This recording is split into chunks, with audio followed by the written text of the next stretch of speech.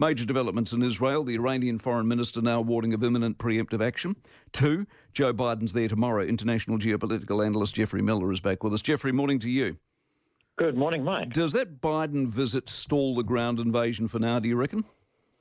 I think it does, and I think that's one of the aims by taking the visit now is to slow things down here. Rishi Sunak, the British Prime Minister, is heading off there tomorrow as well.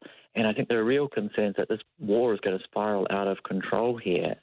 If you've just seen the headlines in the last hour, there's been a strike on a hospital by Israel that's killed 500 Palestinians in Gaza. So as horrific as that attack by Hamas was on Israel, the response by Israel really does seem to be a bit disproportionate at this stage. The WHO, if they get in with a bit of aid, a bit of help, does that take the heat out momentarily or not?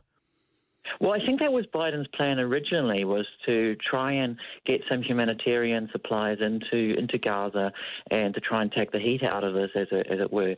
But I don't think that will be enough now with what we're hearing out of Iran. You've heard the supreme leader of Iran, Ali Khamenei, overnight talking of genocide for the Palestinians, and their foreign minister, as you said, was speaking of a preemptive response.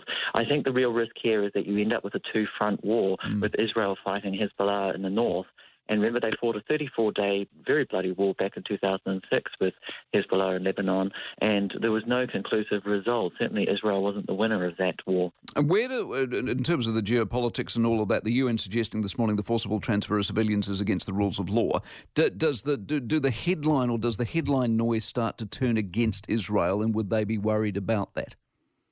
Yes, I think there was enormous public sympathy, Mike, when this happened. Not from all quarters. I mean, of course, there are some who always will dislike Israel no matter what happens. But I think there was enormous public sympathy when the Hamas struck Israel.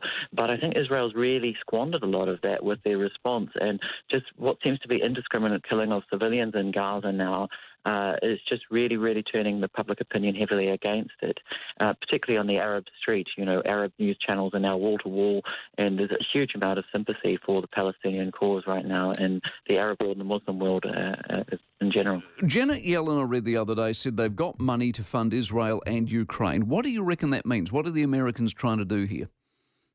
Well, yes, in theory, I'm sure the US is capable of supporting Ukraine and supporting Israel. The question is, what does it get it? Exactly. How long do you want to be in that business for?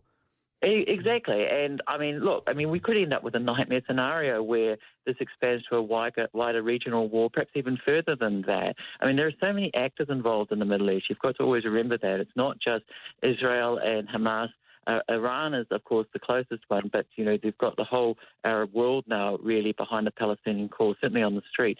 And then there are other, great powers. What does Russia do? Iran and Russia have been closely linked over Ukraine. Does Russia become involved? So, there are just so many unknowns, and it does get quite scary quite quickly, Mike. Always a pleasure, mate. Appreciate it very much. Geoffrey Miller, international geopolitical analyst, 13 minutes past 7.